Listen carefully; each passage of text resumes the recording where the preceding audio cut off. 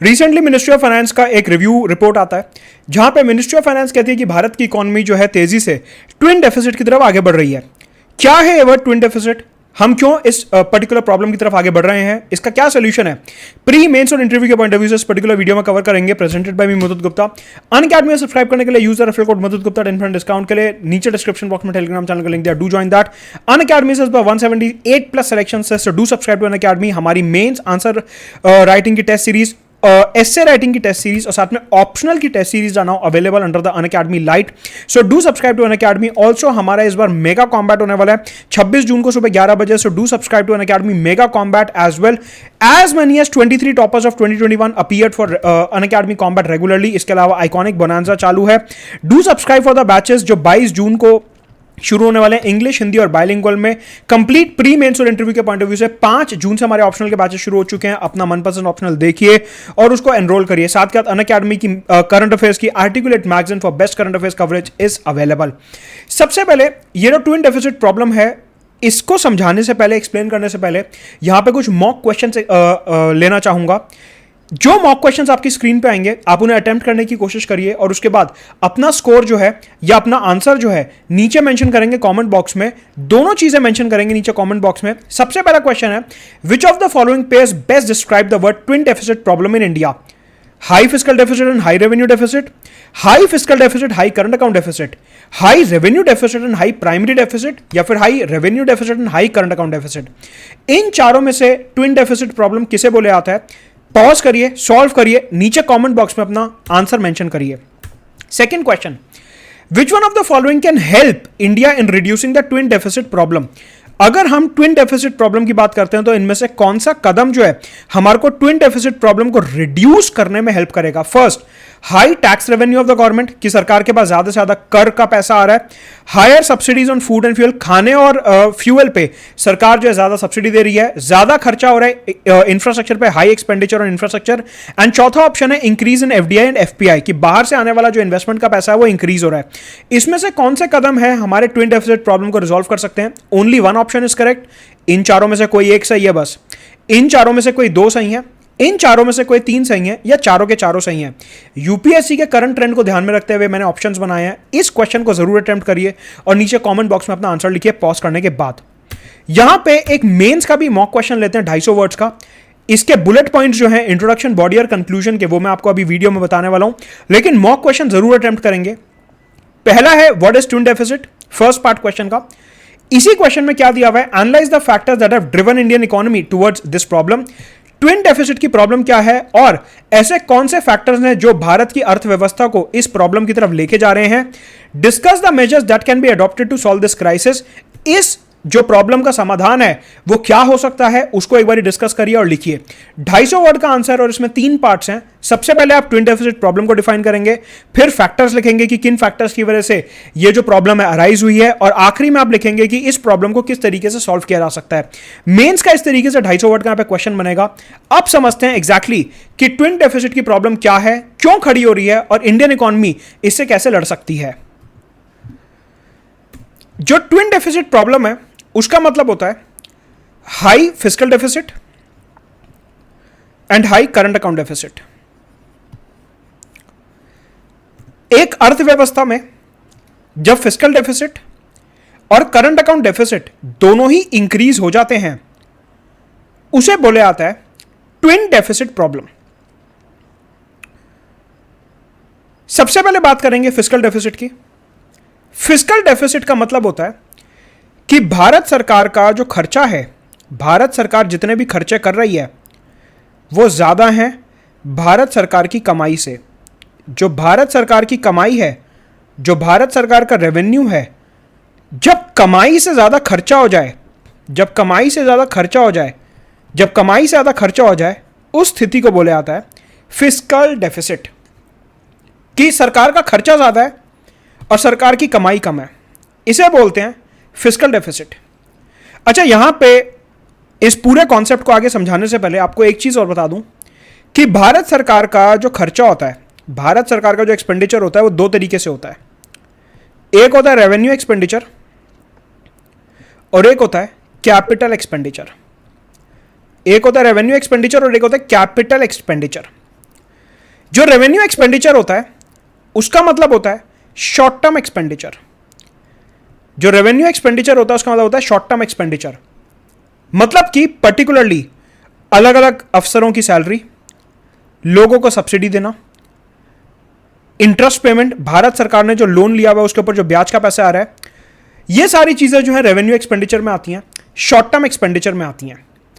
वहीं दूसरी साइड एक एक्सपेंडिचर होता है जैसे कहते हैं कैपिटल एक्सपेंडिचर, और ये होता है लॉन्ग टर्म एक्सपेंडिचर। जो कैपिटल एक्सपेंडिचर होता है ये लॉन्ग टर्म एक्सपेंडिचर होता है, और बेसिकली जो हम इकोनॉमी में इन्वेस्टमेंट कर रहे हैं, अलग अलग हाईवे बनाने की, अलग अलग प्रोजेक्ट्स की, इंडस्ट्री लगाने की, hydro power projects, bullet train, nuclear power plant, इस तरीके के बड़े बड़े प्रोजेक्ट्स जो हम बनाने की कोशिश कर रहे हैं, वहां पे जो इन्वेस्टमेंट होती है उसे कहते हैं कैपिटल एक्सपेंडिचर। इस टाइप के जो बड़े बड़े प्रोजेक्ट्स हम करने की कोशिश कर रहे हैं वहां पे जो इन्वेस्टमेंट होती है उसको हम कहते हैं कैपिटल एक्सपेंडिचर।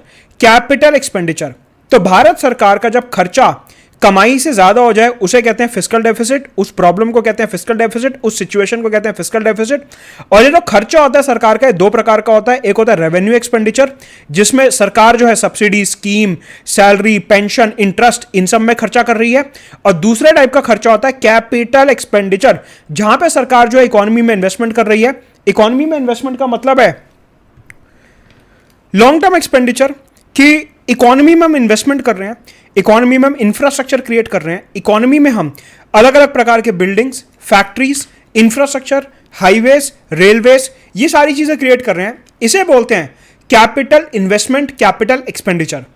यूजुअली ऐसा माना जाता है कि जो हमारा रेवेन्यू एक्सपेंडिचर होता है ये बहुत ज्यादा अच्छा नहीं होता, जो हमारा कैपिटल एक्सपेंडिचर होता है ये अच्छा होता है। उसका रीजन ये है कि जो हमारा रेवेन्यू एक्सपेंडिचर होता है, जो स्कीम, सब्सिडी वगैरह में हमने पैसा खर्च करा, इससे लॉन्ग टर्म में हमारी इकोनॉमी में बहुत ज्यादा ग्रोथ नहीं होती। मतलब अभी यह है कि हाँ लोगों के हाथ में पैसा आ जाएगा, सब्सिडी आपने दे दी, सैलरी दे दी, पेंशन दे दी, इंटरेस्ट का पैसा दे दिया, लोगों के हाथ में पैसा आ गया और लोग जो है अपना गुजारा कर लेंगे।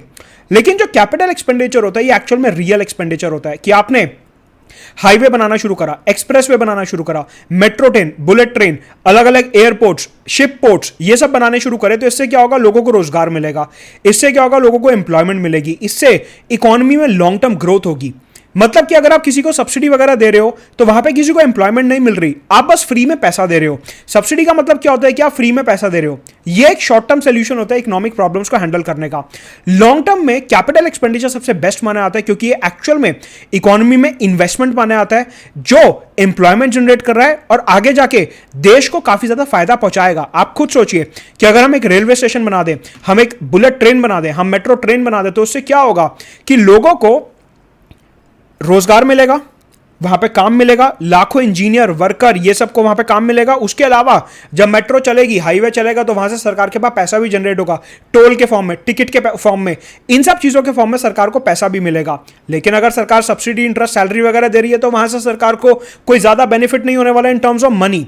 कहने का मतलब है इकोनॉमिस्ट ऐसा मानते हैं कि अगर हम एक्सपेंडिचर को दो हिस्सों में डिवाइड कर रहे हैं, रेवेन्यू एक्सपेंडिचर और कैपिटल एक्सपेंडिचर में, तो उसमें हमारा जो रेवेन्यू एक्सपेंडिचर होता है वो थोड़ा सा कम इंपॉर्टेंट होता है और जो कैपिटल लॉन्ग टर्म एक्सपेंडिचर होता है वो ज्यादा इंपॉर्टेंट होता है। और इसीलिए हमारा फोकस जो है वो कैपिटल लॉन्ग टर्म एक्सपेंडिचर पे होना चाहिए। हमारा जो फोकस है वो कैपिटल लॉन्ग टर्म एक्सपेंडिचर पे होना चाहिए, ऐसा इकोनॉमिस्ट मानते हैं, क्योंकि ये ज्यादा प्रोडक्टिव एक्सपेंडिचर होता है, ये एम्प्लॉयमेंट भी जनरेट करता है और सरकार को पैसा भी दिलवाता है लॉन्ग रन में। राइट, तो हमने देख लिया फिस्कल डेफिसिट का एग्जैक्ट मतलब क्या होता है कि एक्सपेंडिचर ज्यादा है और रेवेन्यू कम है, सरकार की कमाई कम है। आज की तारीख में अगर हम बात करते हैं, सरकार का फिस्कल डेफिसिट जो है इंक्रीज हो रहा है। मतलब कि आप ये समझो, अगर मैं ये बोलता हूं कि फिस्कल डेफिसिट इंक्रीज हो रहा है, मतलब कि एक्सपेंडिचर इंक्रीज हो रहा है या फिर रेवेन्यू कम हो रहा है, मतलब कि खर्चा जो है वो बढ़ रहा है और सरकार की कमाई जो है वो कम हो रही है। ठीक है, यह मतलब होता है फिस्कल डेफिसिट का। मैंने बोला फिस्कल डेफिसिट इंक्रीज हो रहा है, फिस्कल डेफिसिट इंक्रीज हो रहा है, फिस्कल डेफिसिट इज राइजिंग, मतलब कि अब मेरे को ऐसे फैक्टर्स देखने इकोनॉमी में जहां पे खर्चा इंक्रीज हो रहा है। भारत सरकार, मिनिस्ट्री ऑफ फाइनेंस ने रिसेंटली जो प्रेस कॉन्फ्रेंस होल्ड करी थी, वहां पे हमारे वित्त मंत्री ने बोला कि हमारे यहां सब्सिडीज का बर्डन बढ़ रहा है। मतलब कि किसानों को जो हम फर्टिलाइजर और न्यूट्रिएंट बेस्ड सब्सिडी देते हैं वो इंक्रीज हो रही है। ऐसा इसलिए कि यूक्रेन और रशिया से आने वाले जो फर्टिलाइजर्स हैं वो काफ़ी ज़्यादा महंगे हो गए हैं, और क्योंकि फर्टिलाइजर्स महंगे हो गए हैं तो हमारे को किसानों को ज़्यादा सब्सिडी देनी पड़ रही है जिससे कि वो फर्टिलाइजर्स को अफोर्ड कर सकें। आप इसको ऐसे समझो कि पहले फर्टिलाइजर 100 रुपये का बनता था, किसान को मिलता था 20 रुपये में, और बीच के 80 रुपये सरकार सब्सिडी देती थी। ऐसा मानो कि फैक्ट्री में जो फर्टिलाइजर बना वो 100 रुपये का बना, किसान ने 20 रुपये का खरीदा, बचे हुए 80 रुपये सरकार ने दिए। अब फर्टिलाइजर हो गया 150 रुपये का, क्योंकि पीछे रशिया यूक्रेन की कंफ्लिक्ट की वजह से सप्लाई कम हो गई। किसान को तो हमें 20 रुपये का ही देना है, हम उसके ऊपर थोड़ी ना बोझ डाल सकते हैं। तो अब सरकार को 80 रुपये की जगह 130 रुपये की सब्सिडी देनी पड़ रही है।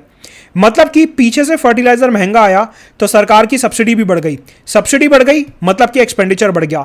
इस वजह से सरकार की फर्टिलाइजर और न्यूट्रिएंट बेस्ड सब्सिडी जो है वो इंक्रीज हो गई। इसके अलावा सरकार का फूड सब्सिडी का बर्डन जो है वो भी इंक्रीज हो रहा है। क्यों?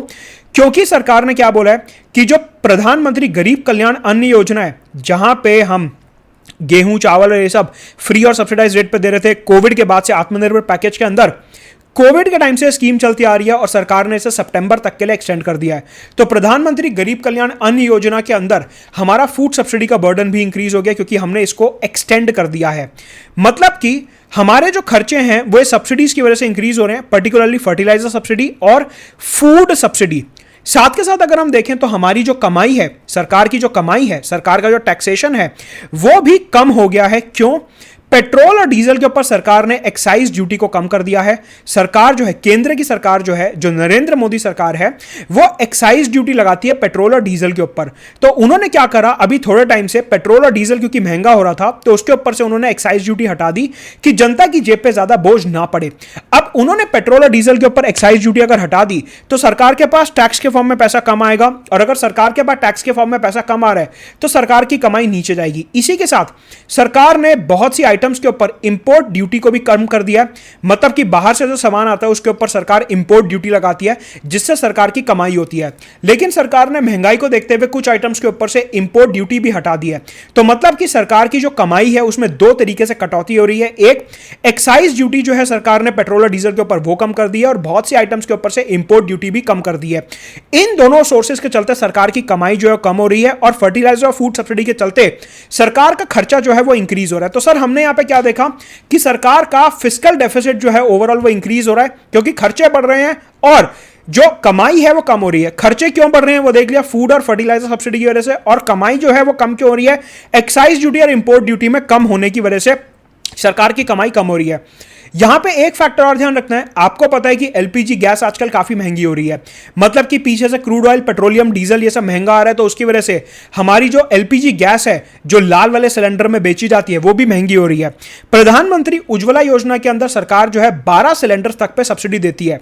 अगर आप साल में 12 सिलेंडर खरीद रहे हो तो सरकार जो है प्रधानमंत्री उज्ज्वला योजना के अंदर एलपीजी सिलेंडर के ऊपर सब्सिडी देती है। तो सरकार का वो सब्सिडी का बर्डन भी इंक्रीज हो रहा है क्योंकि पीछे से गैस महंगी आ रही है, पीछे से एलपीजी महंगी आ रही है, और इस वजह से कंज्यूमर के ऊपर बोझ ना पड़े सरकार जो है अपनी जेब से सब्सिडी दे रही है। तो यहां पे हमने देखा कि सरकार का खर्चा 3 तरीके से इंक्रीज हो रहा है। एक, LPG subsidy, food subsidy and fertiliser subsidy. इन 3 सब्सिडीज के चलते सरकार का खर्चा काफी इंक्रीज हो रहा है और सरकार की कमाई कम हो रही है। क्यों? क्योंकि पेट्रोल डीजल के ऊपर जो एक्साइज ड्यूटी है वो कम कर दी गई है, और बहुत सी आइटम्स के ऊपर इंपोर्ट ड्यूटी जो उसको कम कर दिया गया है। तो ये पूरा का पूरा एनालिसिस है हमारे फिस्कल डेफिसिट का कि क्यों हमारा फिस्कल डेफिसिट जो है वो इंक्रीज हो रहा है। अब चलते हैं दूसरी आइटम की तरफ जिसका नाम है current account deficit. Current account deficit का मतलब होता है कि हमारे जो इंपोर्ट्स हैं वो ज्यादा हैं और हमारे जो एक्सपोर्ट्स हैं वो कम हैं।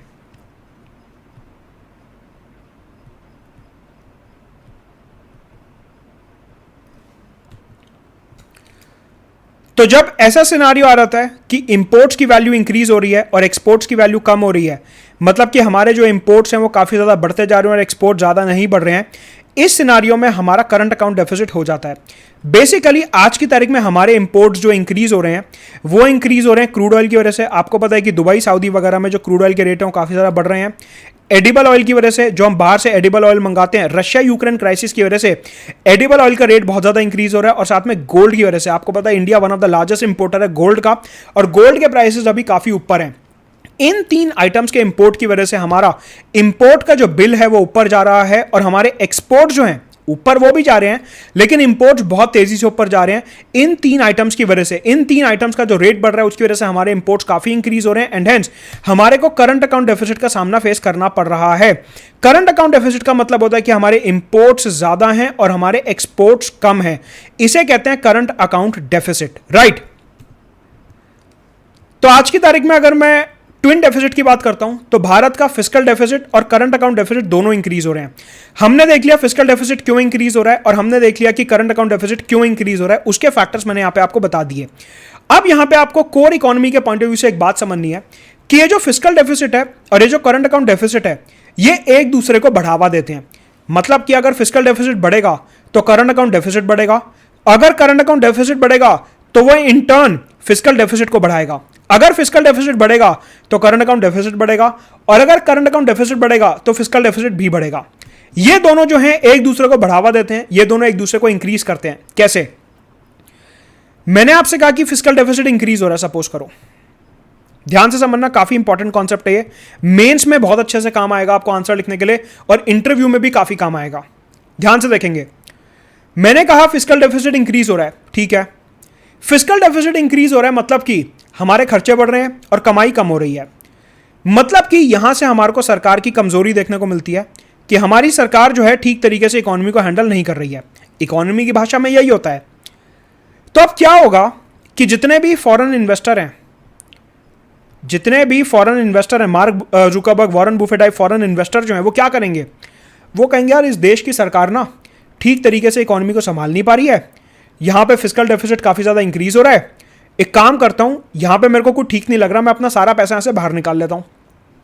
फॉरेन इन्वेस्टर जो हैं वो अपना डॉलर जो है सारा का सारा विड्रॉ कर लेंगे, they will withdraw their dollar. उनका जितना भी पैसा है वो यहां से विड्रॉ करने लगेंगे, उनका जितना भी पैसा है वो इंडियन इकोनॉमी से बाहर निकालने लगेंगे, वो अपने डॉलर को यहां से विड्रॉ करने लगेंगे। अगर वो डॉलर को विड्रॉ करेंगे तो उससे क्या होगा? उससे एक प्रॉब्लम आएगी जिसको कहते हैं रूपी डेप्रिसिएशन की।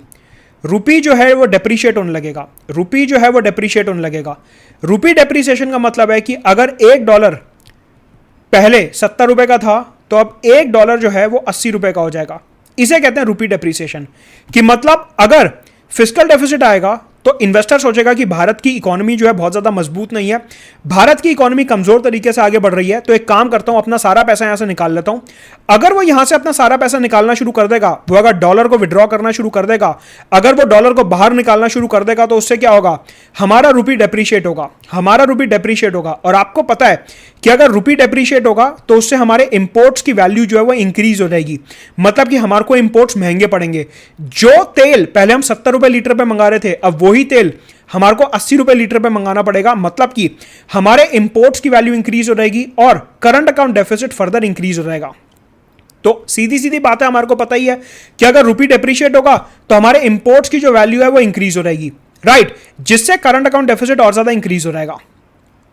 तो हमने यहां पे समझा कि फिस्कल डेफिसिट अगर बढ़ता है तो उससे रुपया कमजोर होता है, जिसकी वजह से हमारा करंट अकाउंट डेफिसिट और ज्यादा इंक्रीज होगा।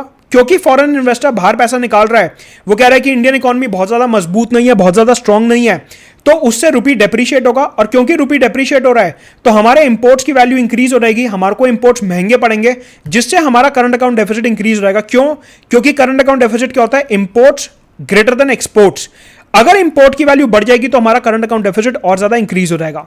ये हमने देखी एक साइड कि कैसे हाई फिस्कल डेफिसिट जो है वो हाई करंट अकाउंट डेफिसिट की तरफ हमारे को लेके जाता है। अब मैं आपको दिखाता हूं दूसरी साइड कि हाई करंट अकाउंट डेफिसिट जो है किस तरीके से हमारे को हाई फिस्कल डेफिसिट की तरफ लेके जाता है। सपोज करिए करंट अकाउंट डेफिसिट बहुत ज्यादा हाई है, मतलब कि इंपोर्ट्स जो है वो बहुत ज्यादा हैं एज कंपेयर टू एक्सपोर्ट्स।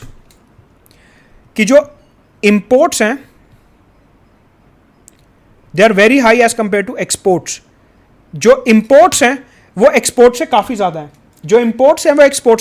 हैं, इसका मतलब सीधा सीधा हमारे को यहां पे डॉलर आउटफ्लो देखने को मिलता है। यहां पे हमारे को डॉलर आउटफ्लो देखने को मिलता है, इधर हमारे को डॉलर आउटफ्लो देखने को मिलता है। कहने का मतलब है कि अगर हमारा करंट अकाउंट डेफिसिट इंक्रीज हो रहा है, तो इंपोर्ट ज्यादा हो रहे हैं। इंपोर्ट का मतलब क्या होता है कि हम दुबई सऊदी से ज्यादा तेल और गोल्ड मंगा रहे हैं, मतलब हमारे को उन्हें डॉलर में ज्यादा पेमेंट करनी पड़ेगी। अगर हमारा करंट अकाउंट डेफिसिट इंक्रीज हो रहा है, मतलब कि डॉलर का आउटफ्लो काफी ज्यादा हो रहा है, मतलब कि हमारा रूपी डेप्रिसिएशन हो रहा है। अगर करंट अकाउंट डेफिसिट बढ़ेगा तो हमारा रूपी डेप्रिसिएशन बढ़ेगा। रूपी डेप्रिसिएशन का मतलब मैंने आपको बताया कि $1 पहले अगर 70 रुपए का था, अब वही $1 जो है 80 रुपए का हो जाएगा। इसे कहते हैं रूपी डेप्रिसिएशन। मतलब कि अगर हमारे इंपोर्ट्स इंक्रीज हो रहे हैं, डॉलर का आउटफ्लो हो रहा है, तो रूपी डेप्रिशिएट होगा, और रूपी डेप्रिशिएट होगा तो उससे हमारे इंपोर्ट्स जो है वो महंगे होते रहेंगे। अगर हमारे इंपोर्ट्स इंक्रीज हो रहे हैं उससे रूपी डेप्रिशिएट होगा, और अगर रूपी डेप्रिशिएट होगा तो उससे हमारे इंपोर्ट्स जो है वो महंगे होंगे।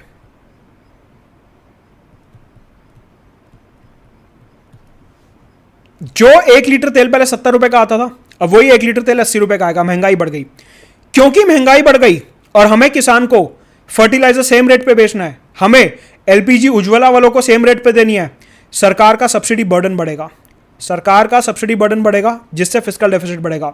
फिस्कल डेफिसिट बढ़ेगा, मार्क जुकरबर्ग, वॉरेन बुफे अपना पैसा विड्रॉ करेंगे, रूपी फर्दर डेप्रिशिएट होगा।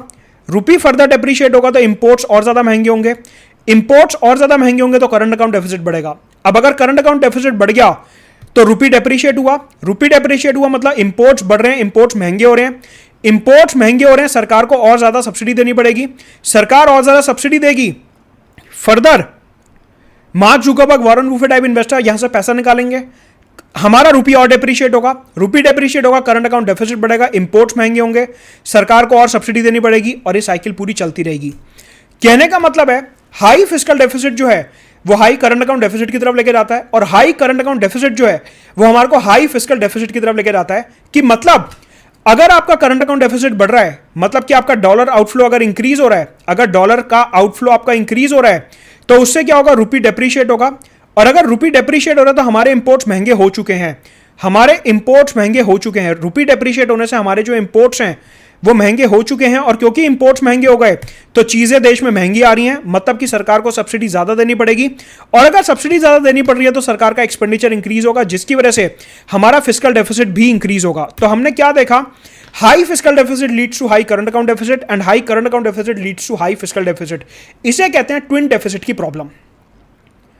यह है पूरी की पूरी प्रॉब्लम जो फाइनेंस मिनिस्ट्री ने अपनी कल की प्रेस स्टेटमेंट में रिलीज करी थी। तो आप समझते हैं कि ये जो हाई फिस्कल डेफिसिट और हाई करंट अकाउंट डेफिसिट की प्रॉब्लम है, इसको किस तरीके से सुधारा जा सकता है। यहां पे इकोनॉमिस्ट का ऐसा मानना है कि अगर हम सरकार के खर्चे को रैशनलाइज करें तो यहां पे हमारे को काफी मदद मिलेगी। सरकार के खर्चे को रैशनलाइज करने का मतलब है कि हमारा जो एक्सपेंडिचर है उसकी हमारे को क्वालिटी इंप्रूव करनी है। आप मेंस में और इंटरव्यू में सीधा सीधा बोलोगे कि हमारे को सरकार की क्वालिटी ऑफ एक्सपेंडिचर जो है वो इंप्रूव करनी है। मैंने आपको बताया था कि एक्सपेंडिचर 2 तरीके का होता है, रेवेन्यू और कैपिटल। तो क्वालिटी ऑफ एक्सपेंडिचर इंप्रूव करने का मतलब होता है कि हमारे को रेवेन्यू एक्सपेंडिचर थोड़ा सा कम करना है, जो कि नॉन प्रोडक्टिव एक्सपेंडिचर है, सब्सिडी स्कीम वगैरह का खर्चा, और हमारे को कैपिटल एक्सपेंडिचर जो है, जो कि long term asset creating productive expenditure है, इसको इंक्रीज करना है। मतलब कि इकोनॉमी में ऐसा माना जाता है कि अगर हम रेवेन्यू एक्सपेंडिचर को कम कर रहे हैं और कैपिटल एक्सपेंडिचर को इंक्रीज कर रहे हैं तो इससे क्वालिटी ऑफ एक्सपेंडिचर इंप्रूव होती है। क्यों? क्योंकि कैपिटल एक्सपेंडिचर से लॉन्ग टर्म एसेट्स बनते हैं, जिससे सरकार को पैसा मिलता है और लोगों को रोजगार मिलता है। रेवेन्यू एक्सपेंडिचर करने से सिर्फ लोगों के हाथ में पैसा रहता है, आगे जाके ना लोगों को रोजगार मिलता और ना ही सरकार को पैसा वापस मिलता। इस वजह से रेवेन्यू एक्सपेंडिचर जो कि नॉन प्रोडक्टिव एक्सपेंडिचर है, सरकार कहती है कि इसको हमारे को कम करना है, और जो हमारा कैपिटल एक्सपेंडिचर है जो एक्चुअली देश का विकास करेगा उसको हमारे को इंक्रीज करना है। तो बेसिकली यहां पे सबसे पहला कदम ट्विन डेफिसिट प्रॉब्लम को रिजॉल्व करने का ये होगा कि हमारे को क्वालिटी ऑफ एक्सपेंडिचर इंप्रूव करना है, रेवेन्यू एक्सपेंडिचर कम करना है, कैपिटल एक्सपेंडिचर ज्यादा करना है, एसेट्स क्रिएट करने हैं, जॉब क्रिएट करनी है, और long term asset creating expenditure जो कि कैपिटल एक्सपेंडिचर है उसको हमारे को इंप्रूव करना है, उसको इंक्रीज करना है। तो कहने का मतलब है सबसे पहला सोल्यूशन ट्विन डेफिसिट प्रॉब्लम का है कि हमारे को क्वालिटी ऑफ एक्सपेंडिचर ठीक करना है। ये जो कीवर्ड मैंने यहां पे लिखा है क्वालिटी ऑफ एक्सपेंडिचर, सीधा सीधा आप मेंस और इंटरव्यू में इस्तेमाल कर सकते हैं। इसके अलावा अगर हम बात करें इंपोर्ट्स की, देखिए ट्विन डेफिसिट प्रॉब्लम की बात हो रही है, तो फिस्कल डेफिसिट को किस तरीके से टैकल कर सकते हैं वो मैंने यहां पे आपको बताया। करंट अकाउंट डेफिसिट को किस तरीके से टैकल कर सकते हैं वो मैं यहां पे आपको बता रहा हूं कि जो हमारे एसेंशियल इंपोर्ट आइटम्स हैं, देखिए जो इंपोर्ट्स होते हैं उसको हम 2 तरीके से डिवाइड कर सकते हैं, एक एसेंशियल इंपोर्ट्स और एक नॉन एसेंशियल इंपोर्ट्स। एक होगा एसेंशियल इंपोर्ट्स और एक होगा नॉन एसेंशियल इंपोर्ट्स। जो हमारे इंपोर्ट्स हैं उसको मैं दो तरीके से डिवाइड कर सकता हूं, एक एसेंशियल इंपोर्ट्स और एक नॉन एसेंशियल इंपोर्ट्स। इसको ऐसे दो तरीके से हम डिवाइड कर सकते हैं। अगर हम बात करें एसेंशियल इंपोर्ट्स की, तो इसमें बेसिकली आ गया ऑयल, गैस, क्रूड ऑयल वगैरह, ऑयल एंड गैस, जो कि बहुत ज़्यादा ज़रूरी है इकोनॉमी को चलाने के लिए। एक हो गए non essential imports, iPhone, Zara के कपड़े, H&M के कपड़े एटसेट्रा, जो कि बाहर से बने बनाए आ रहे हैं, वो हो गए non essential imports. Economic survey हमारे को दिखाता है कि अगर हम अपने करंट अकाउंट डेफिसिट को टैकल करना चाहते हैं तो हमारे को अपने नॉन एसेंशियल इंपोर्ट्स कम करने चाहिए, और इंडिया में जो मैन्युफैक्चर्ड प्रोडक्ट्स हैं आत्मनिर्भर के स्पिरिट में उनको ज्यादा इस्तेमाल करना चाहिए। तो यहां पे ट्विन डेफिसिट में हमने देखा कि फिस्कल डेफिसिट हम किस तरीके से कम कर सकते हैं। दूसरी तरफ अगर हम करंट अकाउंट डेफिसिट की बात करते हैं तो इंपोर्ट्स को हम ऐसे कम कर सकते हैं कि जो नॉन एसेंशियल इंपोर्ट्स हैं, जो नॉन एसेंशियल आइटम्स हैं, कपड़े वगैरह, ये हम इंडियन मेड पहने, आत्मनिर्भर के स्पिरिट में जो भारत में बनने वाली आइटम्स हैं उनका ज्यादा इस्तेमाल करें, और बाहर से सिर्फ और सिर्फ एसेंशियल आइटम्स इंपोर्ट करें जैसे कि ऑयल और गैस। इसके अलावा यहां पे करंट अकाउंट डेफिसिट कम करने का एक सोल्यूशन और पॉसिबल है, दैट इज एक्सपोर्ट्स को बढ़ावा देना, जो सरकार कॉन्स्टेंटली ट्राई कर रही है अलग अलग स्कीम्स और पॉलिसीज के माध्यम से एक्सपोर्ट्स को बढ़ावा देना। लेकिन सबसे पहला स्टेप जो यहां पे हम उठा सकते हैं अपने इंपोर्ट्स को कम करने के लिए वो ये है कि जो नॉन एसेंशियल आइटम्स हैं उनको हम इंपोर्ट ना करें, और आत्मनिर्भर भारत के स्पिरिट में उनको हम भारत में ही जो बनी आइटम्स हैं उनका इस्तेमाल शुरू करें। इससे हमारी ट्विन डेफिसिट प्रॉब्लम का काफी हद तक सोल्यूशन निकलने की उम्मीद है। राइट, ये है पूरा का पूरा एनालिसिस। मॉक क्वेश्चंस दोबारा अटेम्प्ट करिए और देखिए अब सॉल्व होते हैं नहीं होते। अनअकैडमी में सब्सक्राइब करने के लिए use the referral code Madhut Gupta. Let's crack it.